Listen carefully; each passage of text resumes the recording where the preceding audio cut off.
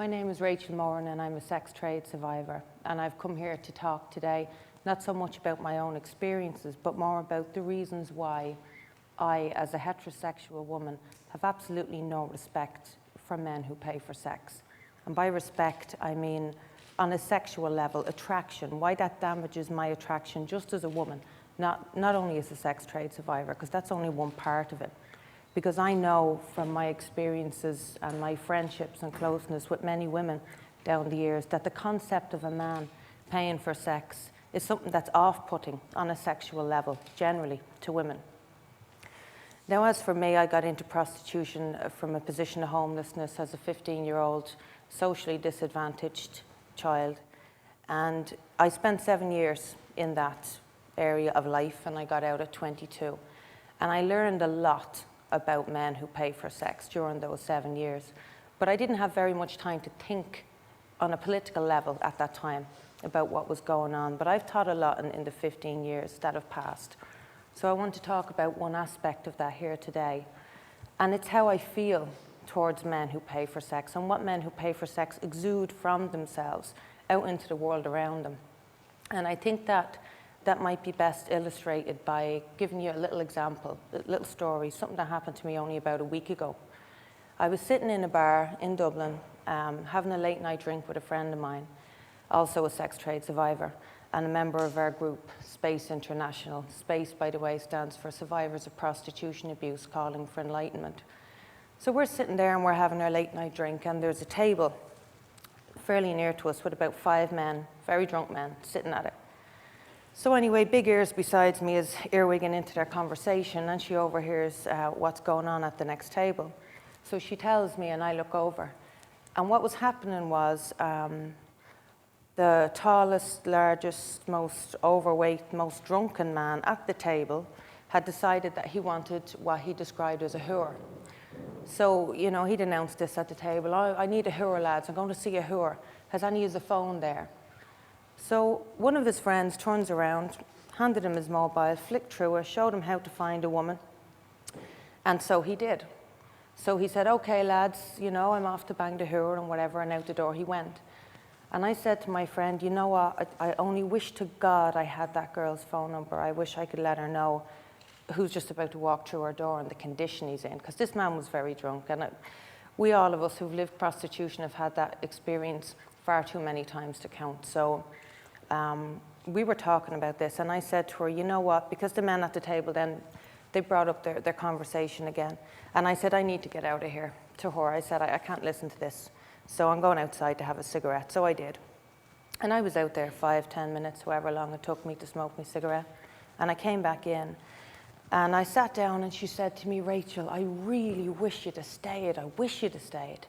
And I said, why? What the hell did they say? You know, they had, those 4 men who were left at the table had the polar opposite conversation to the one I was expecting. I had left to walk away from all the jeering and the slagging and the dehumanizing women that so often goes on in situations like that. And she relayed their conversation back to me. And the man who had actually handed his phone to this punter had brought up to the other men, you know, the whole concept of prostitution. And they were country lads. And he said, would you do that yourself, lads? I wouldn't do that, no way. And I said, you're having me on. Did he say that? And she said, yeah. So she went through the conversation, and apparently this man had said, sure, if there's no enjoyment for the woman, where's the enjoyment? I wouldn't enjoy that. So they all got into this conversation about the demerits of prostitution and why they wouldn't dream of doing it themselves. Now, I was delighted to hear that. It was a real relief and a welcome change. But it got me thinking, and I was thinking about the way the man who actually brought this up and most strongly condemned it was the same man who'd sourced a woman for this other man on his own phone. So what you need to look at here is you have a situation, 5 men around the table, okay? The statistics tell us that 1 in 15 men in Ireland either does or ever has bought sex. Around this table it was 1 in 5. But the majority, those 4 men, they facilitated it, okay? They condoned it, and they kept their condemnation to themselves in the privacy of their own hearts. As soon as one of them mentioned the fact that he didn't like it, well, then it was okay, they were free to speak. So that got me thinking about the area of feminism I'm involved in, abolitionist feminism. And it got me thinking about the way we really need men on board here. We need men to start speaking up and telling the truth to each other. Because if the majority of men who don't and wouldn't buy sex started speaking the truth to each other, well then it would create a social climate where those who do buy sex understood just how out of order their actions truly are. So that's the one point I'd like to make, and go on from that, I suppose, to explain to you. In my father's day, and I only know this because a man who's around the same age my dad would be if he were still alive, explained to me that there was a phrase often said amongst men, and it was, real men don't pay, okay? With the idea and the understanding that if you have to actually pay in order to get a woman into bed, well then what does that say about your own masculinity? What does it say about your attractiveness to the opposite sex? And that is very true. There is a reason, when you think about it, we can all understand why a man who's just left a brothel is not going to go home and discuss it with his wife, right? That's fairly clear. But what about his sister, or his female cousin, or his niece? You know, there's a reason why men keep this from women, and it's because they understand that it dehumanizes women. Now, I've had some conversations, not all of them very nice, with women in the movement I'm involved in, because a small minority of women want this issue to be about women only, because the vast majority of people harmed by the sex trade are females. Women, but actually usually girls, because when females go into prostitution, they, like myself, usually haven't even hit the age of sexual consent yet. So anyway, some of these conversations, and I haven't had very many of them, they're only a minority of the women involved in this movement, but some of them have wanted us to basically ignore the damage done to men by the sex trade. And I think that if we do that, we are ignoring a very important part of the picture here. Because the reality is that the sex trade damages everybody. And that's leaving aside the fact that there are males and transgendered persons selling sex themselves. I think that if we ignore the fact that the sex trade is damaging to men, we've left out a crucial part of the picture.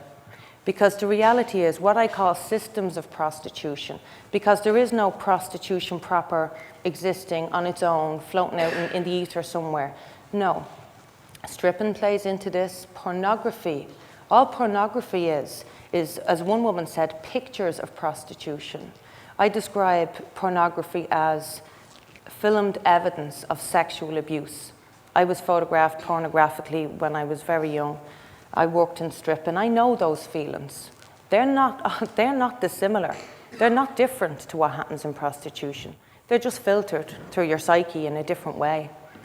So what I want to see is men stepping up here and going back to the type of understanding that men in Ireland had 30 and 40 years ago when they said to each other, real men don't pay.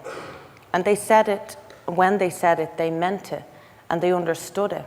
And they understood it as an aspect of their own masculinity.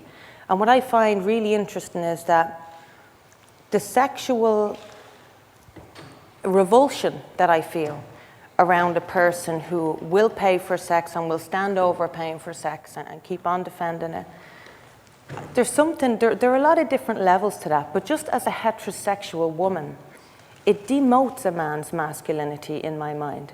Anybody who has to open his wallet and reach in and take out cash and hand it over in order to use the body of a woman or a girl like some kind of human masturbation aid, apart from the fact that that's dehumanizing and that's sleazy and all of those other terms you could put on it, which are true and applicable, very much so.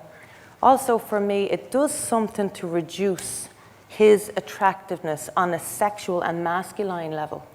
And what I think I'd love to see men looking into is what exactly it is that women are attracted to in men. Heterosexual women, of course, I'm talking about here. There is a confidence. We all understand the concept that confidence itself is sexy, okay?